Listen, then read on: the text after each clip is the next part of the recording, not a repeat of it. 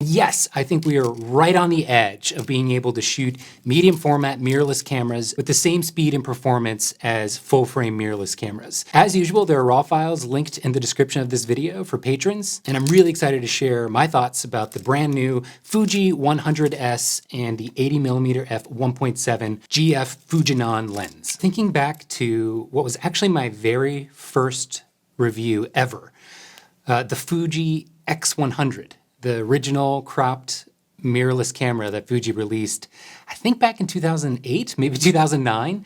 I don't know, it's somewhere buried on my blog still. Thinking all the way back to that post, I don't think I've ever reviewed a camera or a lens that I didn't personally buy myself, which is, I think, an important thing to start with with any camera review. Generally, you're gonna find things to love about a camera and soften the negative aspects of a camera if it was lended to you or given to you. At least that's my personal belief. I really enjoy collecting and trying out new equipment, and I generally send back in return, with no problem, no questions so far, equipment that I don't end up using in my regular rotation. So it's kind of awesome that about 10 years later, I have in my hand the Fuji 100S medium format mirrorless camera. I've tried many Fuji cameras. Oops, stock market's open. Hold on, I gotta check my puts real fast. Okay, not a bad day. What was I talking about? So I've tried many of Fuji's cameras over the years. They obviously started really strong with the cropped mirrorless cameras. I loved their implementation of an optical / electronic viewfinder. But for me, the lens options and the crop sensor overall was just never something I could get fully on board for with my full-time wedding photography work.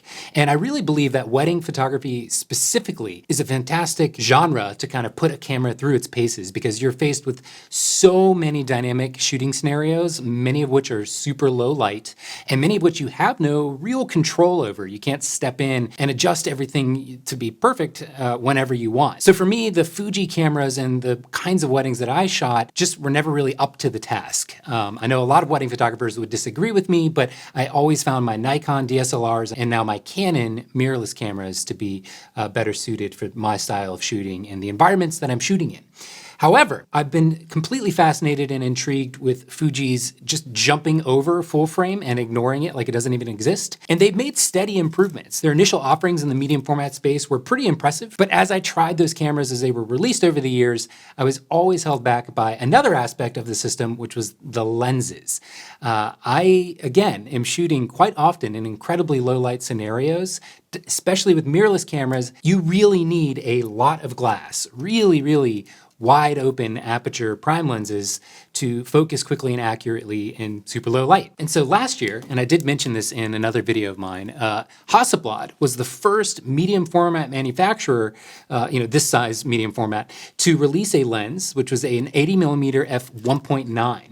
This guy here. So it kind of gives you the look of a 60mm at f1.4, which is my bread and butter. I would prefer it to be closer to a 50mm equivalent, but it's not quite there. But the overall look and experience is right in my wheelhouse. Unfortunately, as much as I love this camera, the Hasselblad 907 X50C, and I'm keeping it, this lens and the overall performance of the system is very slow. For a mirrorless system, I would expect to have things like face tracking and just any type of 3D tracking in general, and that camera from Hasselblad just doesn't have it. It's more of an experience and like a fun personal camera to shoot with. I've made other videos about that in the past. However, this spring, Fuji released their own sort of competitive version of this lens, which is an 80mm f1.7. So it's an even larger aperture versus a 1.9. It's not a huge difference, but every little bit helps. And so for the past week, I've been playing around with this lens combined with their new 100S medium format, and I have been thoroughly impressed. You can see here on the screen, this is generally sort of my settings configuration. So I just have a picture I took on an iPad here to show you the speed and the accuracy with which this camera tracks, which is incredibly impressive, being that the sensor size is like double the size of a 35mm full frame camera. The fact that it's able to track edge to edge across a sensor of this size is just amazing. And it does have full eye tracking implementation. You can actually have it prioritize a left versus a right eye. I'm not going to get into all the various settings other than to say that the focus tracking works exactly the way that I would love. Even the manual focus, it has this really nice auto zoom in crop with focus peaking. So I'm planning to bring this to my next wedding, which is in a couple weeks. Just as a point of reference and comparison, I'm using the R6, the Canon R6 relative to this. And the R6 is much, much faster.